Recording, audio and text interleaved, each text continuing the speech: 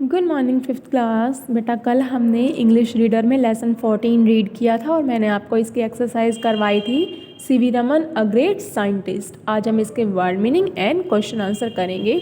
Word meaning देखेंगे molecules tiny bits छोटे टुकड़े, essence the quality of something किसी वस्तु के गुण, confine to keep within bounds सीमित, इक्विपमेंट समथिंग मटेरियल अपार्टस कुछ सामग्री उपकरण, fascinated the condition of being charmed आकर्षक की स्थिति, आकर्षक की स्थिति।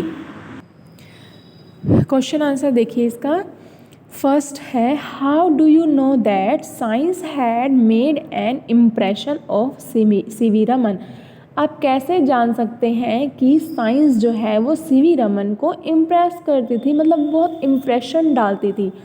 Science had made an impression on CV Raman because when he was only on 19 he became a member of the Indian association for cultivation of science. जब वो 19 years के ही थे तो वो Indian association for cultivation of science के member बने थे।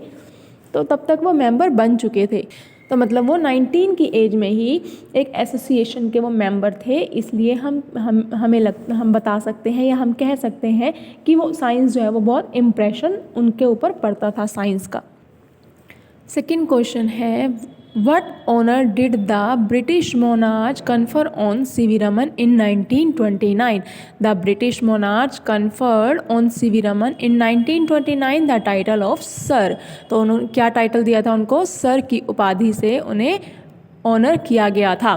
तो यहाँ पर देखिए कन्फर है, डिड में है, सेकेंड फॉर्म में है, तो यहाँ पर कन्फर्ड हो जाएगा। Okay.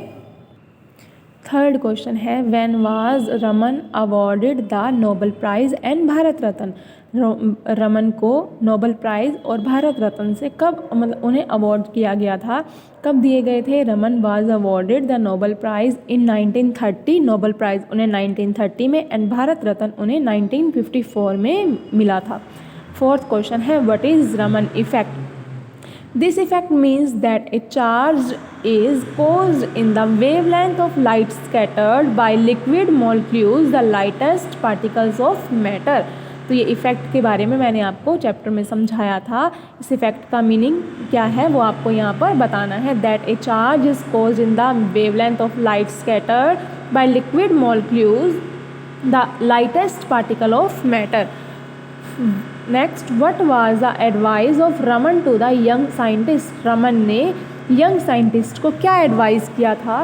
The advice of Raman to the young scientist was to be able to look at the world around them and not to confine themselves to their laboratories. उन्होंने कहा था कि अपने आप को लैबोरेटरी तक ही सीमित मत रखना। सिक्स्थ क्वेश्चन है how has doctor Raman's research been useful to mankind. Raman की रिसर्च मैनकाइंड के लिए कैसे यूजफुल थी? Doctor Raman's research has been useful to mankind because his research has led to the number of a scientific invention for the benefit of mankind. उन्होंने बहुत सारी ऐसी research की थी जो कि यूजफुल थी आम आदमी के लिए भी।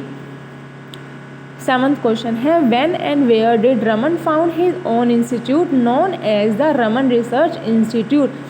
जो रमन ने अपना इंस्टीट्यूट बनाया था उसको रमन रिसर्च इंस्टीट्यूट के नाम से जाना जाता था। उन्होंने वो कब और कहाँ पर बनाया था?